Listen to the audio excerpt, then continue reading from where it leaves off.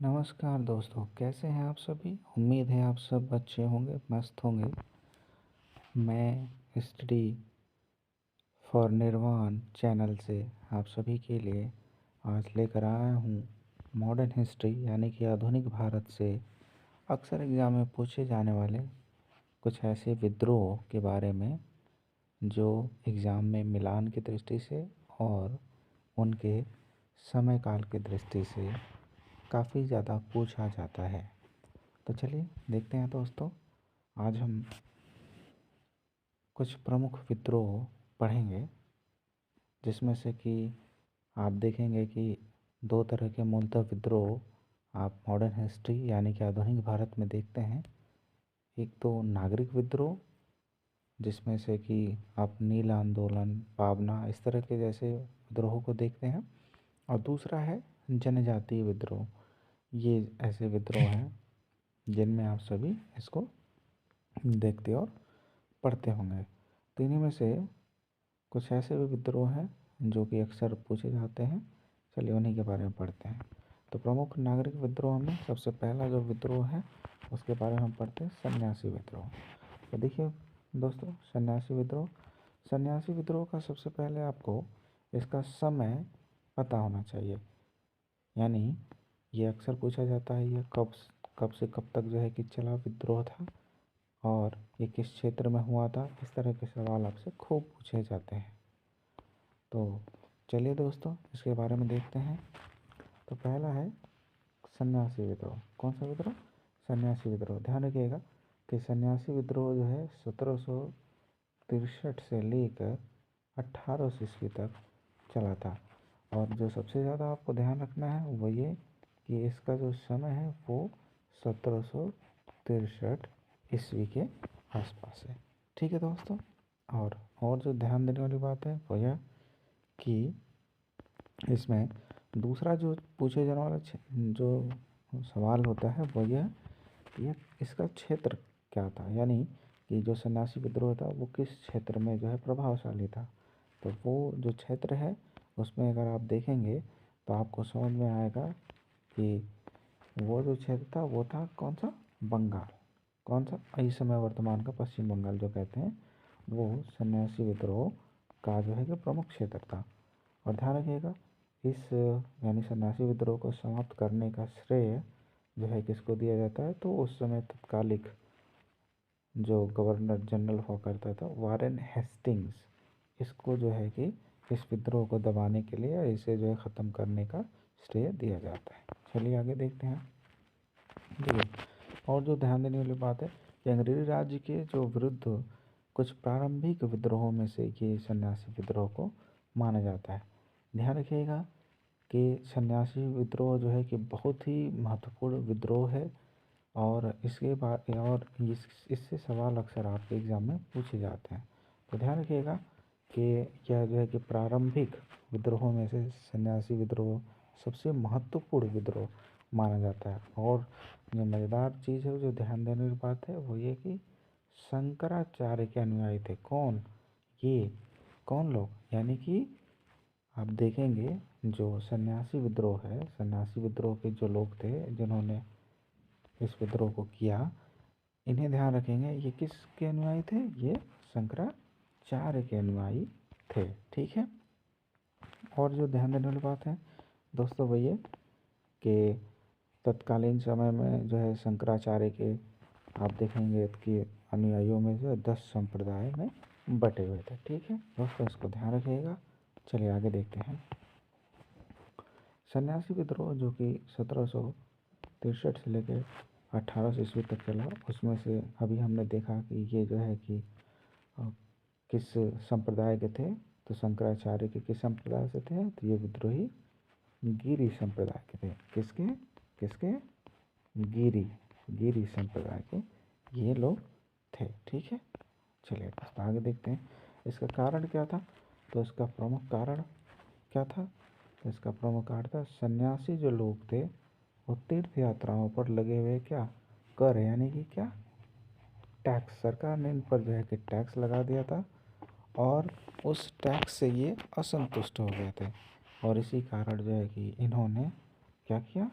इसमें जो है विद्रोह किया। ठीक है, ध्यान रखिएगा कि 1763 ईस्वी में यह विद्रोह प्रारंभ हुआ, रुक रुक कर 1800 ईस्वी तक चलता रहा। इस विद्रोह को दबाने का जो श्रेय है वो है वारेन हेस्टिंग्स को दिया जाता है। और जो चीज़ें ध्यान रखने वाली बात है वो क्या है भैया कि 19वीं शताब्दी के अंतिम दशकों में 19वीं शताब्दी के अंतिम दशकों में बहुत ही महत्वपूर्ण पुस्तक है, और ये बंकिम चंद्र चटर्जी के द्वारा लिखी गई पुस्तक, बंकिम चंद्र चटर्जी के द्वारा लिखी गई पुस्तक जिसका नाम है आनंद मठ। तो इसका जो कथानक था, वो जो आनंद मठ जो पुस्तक थी वो पूरी तरह से किस पर आधारित थी, यही यानी कि सन्यासी विद्रोह पर ही ये पूरी तरह से आधारित थी। ठीक है दोस्तों, इसको ध्यान रखिएगा। चलिए अब देखते हैं दूसरा विद्रोह। चलिए दोस्तों देखते हैं दूसरा वाला विद्रोह था, उस विद्रोह की बात करें तो इस विद्रोह का नाम है फ़कीर विद्रोह। कौन सा विद्रोह? फ़कीर विद्रोह। डेट इसका बहुत ही महत्वपूर्ण है, ये याद रखेंगे हम। 1776 से लेकर 1777 ईस्वी तक, ये बहुत ही महत्वपूर्ण डेट है दोस्तों, इसको याद रखना पड़ेगा आपको। 1776 से कब तक? 77 ईस्वी तक ये चला, लगभग 1 साल तक ये जो है कि चला। ठीक है दोस्तों, इसको ध्यान रखिएगा। चलिए अगला जो चीज़ देखते हैं वो क्या देखते हैं, वो देखते हैं कि इसका क्षेत्र क्या था। तो इसका क्षेत्र था बंगाल, और ऊपर वाला जो हमने देखा था, अभी हम आपको दिखाते हैं, ये भी देखेंगे आप तो ये भी बंगाल क्षेत्र ही था। ठीक है, और ये जो विद्रोह हो रहा है, ये विद्रोह भी बंगाल क्षेत्र में हो रहा है। इसका प्रमुख नेता जो है, यानी इस विद्रोह को जो शुरू करने वाले लोग थे, उनमें से कौन थे? तो एक तो थे मजमून शाह, दूसरे चिराग अली। कौन थे दोस्तों? मजमून शाह और चिराग अली। और ध्यान रखिएगा, ये जो अभी मैं इसको मिटा देता हूँ, ध्यान रखिएगा, ये जो आंदोलन था, इस आंदोलन का जो स्वरूप था वो मूलतः कैसा था? धार्मिक था। कैसा था? धार्मिक, रिलीजियस। कैसा था? रिलीजियस था। ठीक है दोस्तों, यानी ये जो है कि एक विशेष धर्म से इसमें जुड़े हुए लोग शामिल थे। ठीक है, चलिए तीसरा विद्रोह जो महत्वपूर्ण है उसका नाम है अहोम विद्रोह। और अहोम विद्रोह जो शुरू हुआ था वो हुआ था 1828 से 33, 28 से दोस्तों 33 ईस्वी तक ये चला था। ठीक है दोस्तों, लगभग 5 वर्षों तक यह विद्रोह चला था। इसका प्रमुख जो क्षेत्र था वो असम था, और इसके प्रमुख नेता थे गोमधर कुंवर साहब और रूपचंद कोनार। इनका ध्यान रखिएगा। चलिए आगे देखते हैं, आगे हम देखते हैं इसका कारण क्या था, इसका प्रमुख कारण। तो असम के जो लोग थे जिसको अहोम कहते थे, वो अभिजात वर्ग के लोग थे। यानी अभिजात का मतलब होता है क्या? उच्च कुल वाले, है ना, एलीट फैमिली जिसको हम कह सकते हैं, इंग्लिश में क्या कह सकते हैं? एलाइट क्लास, है ना, अभिजात। ठीक, तो दोस्तों ये कैसे थे? ये कैसे थे? एलीट क्लास के, यानी कि दोस्तों अभिजात वर्ग के। ठीक है, अभिजात वर्ग के लोग थे। ठीक है, और इन्होंने ही इस विद्रोह को जो है कि शुरू किया था। दरअसल इसका कारण देखिए क्या था। 1824 ईस्वी में बर्मा, यानी वर्तमान में जो म्यांमार है, उसके समय में अंग्रेज़ों ने वापस लौटते समय जो है इन्होंने उसमें भाग लिया था अंग्रेज़ों की तरफ से बर्मा युद्ध में। और इन्होंने अंग्रेज़ों से जो है कि एक वचन लिया था, और उन्होंने क्या किया कि जब ये बर्मा के युद्ध से वापस जब अंग्रेज़ों का साथ देकर लौटे, तो अंग्रेज़ों ने अपना वचन पूरा करने से क्या कर दिया? मना कर दिया। ठीक है, और क्या हुआ, अंग्रेज़ों ने जब अहोम प्रदेश को भी अपने राज्य में सम्मिलित करने का प्रयत्न किया तो विद्रोह फूट पड़ा। और 1828 ईस्वी में अहोम के लोगों ने किसके नेतृत्व में? ध्यान रखिएगा, गोमधर कुंवर को राजा घोषित कर दिया। और इन्हीं के नेतृत्व में दोस्तों क्या कर दिया, रंगपुर पर चढ़ाई करने की योजना बनाई, लेकिन वो असफल रहे। गोमधर ने आत्मसमर्पण कर दिया, 7 साल की उन्हें सजा दी गई। ठीक है दोस्तों। चलिए, इसमें और जो चीज़ थी वो, जैसे जो दूसरे जो व्यक्ति थे जो शामिल थे गोमधर कुंवर के साथ, वो थे रूपचंद कोनार, और उनको अहोम ने अपना राजा बनाया। ठीक है। फिर उसके बाद ये भी 28 के बाद जब गोमधर कुंवर को 7 वर्ष की सज़ा हो जाती है, उसके बाद रूपचंद कोनार को ये राजा बनाते हैं, और इन्हें भी गिरफ्तार कर लिया जाता है, और इन्हें 14 वर्ष का निर्वासन भुगतना पड़ता है। ठीक है दोस्तों। और इस तरह से जो है देखेंगे तो ये जो अहोम का विद्रोह है वो क्या हो जाता है, समाप्त हो जाता है। चलिए, अगला एक महत्वपूर्ण विद्रोह देखते हैं जिसका नाम है पागलपंथी विद्रोह। बहुत ही दोस्तों महत्वपूर्ण विद्रोह है। अच्छा, पागलपंथी विद्रोह का समय जो है वो है 13 से लेकर कितना, 31 तक। अच्छा, ध्यान देने वाली बात है, कैसे मान लीजिए इसको थोड़ा सा ट्रिक बनाना ज़रूरी होता है। आप अपने दिमाग में भी सोचिए। अभी से पागल लोग हैं, जैसे किसी ने कहा कि जा भाई देख कर आओ, 13 है कि क्या है, तो हो गया। तो देखा, उसने कहा कि नहीं, एक से 1 और 3 13 है। एक और व्यक्ति कह रहा है नहीं नहीं 3 1 है, तो कह रहा नहीं तो 13 है कि 31 है। तो दोनों, उन्होंने कहा अरे यार पागले हो तुम। तो पागले हो का मतलब, कहा कि चलो 13 भी ठीक है, 31 भी ठीक है, चाहे 1 दिन कर लो चाहे 3 1 कर लो।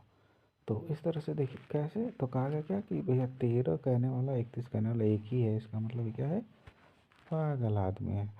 तो इस तरह से समझ लीजिए कि पागलपंथी विद्रोह का जो समय है 1813 से 1831 ईस्वी है। इसका क्षेत्र है बंगाल। इसका प्रमुख नेता है टीपू मीर। कौन है, टीपू मीर।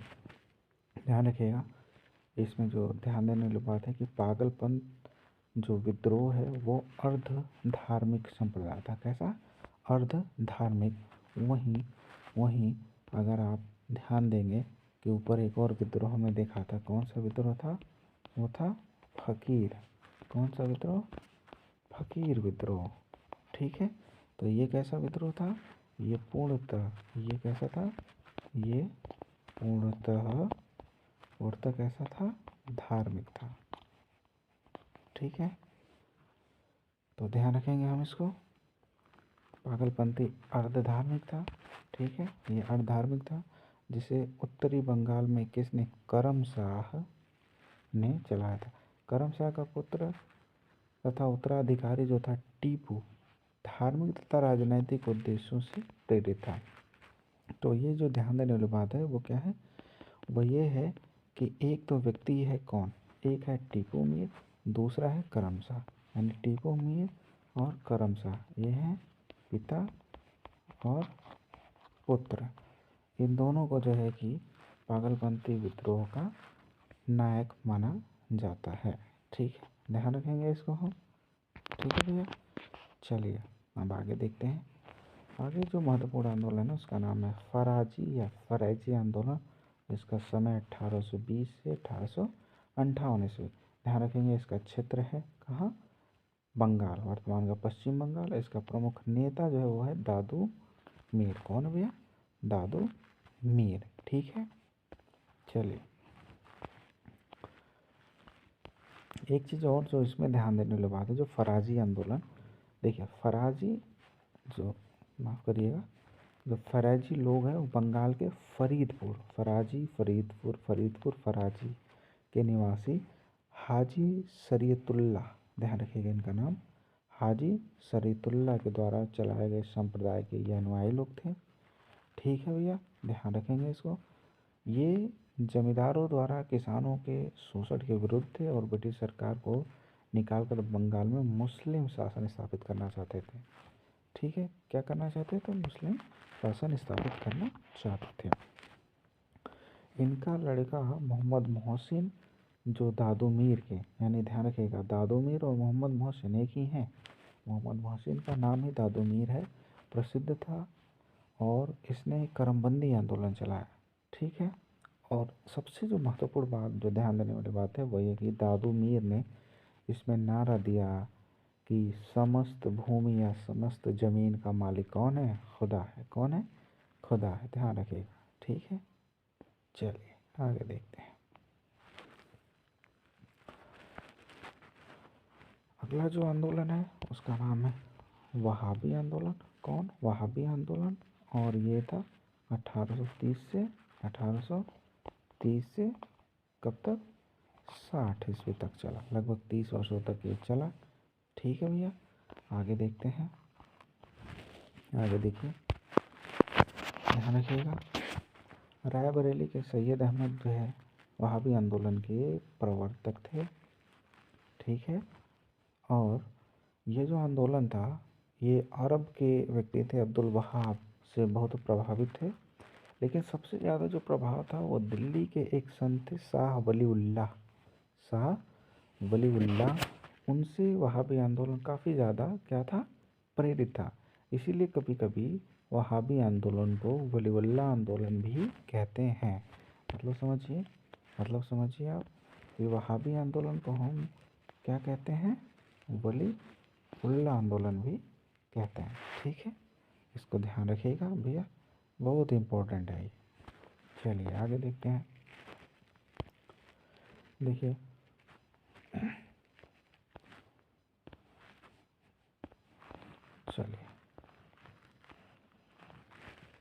देखिए जो वहाबी आंदोलन था, इस वहाबी आंदोलन में मुसलमानों के द्वारा और मुसलमानों के लिए, जैसे अब्राहम लिंकन ने अब्राहम लिंकन के बारे में आपने सुना होगा। उसमें जो है कि उन्हीं के नारे से, मतलब ये कह सकते हैं कि जनता के लिए और जनता के द्वारा, जनता के लिए जनता के द्वारा, ये लोकतंत्र के बारे में, किसके बारे में? लोकतंत्र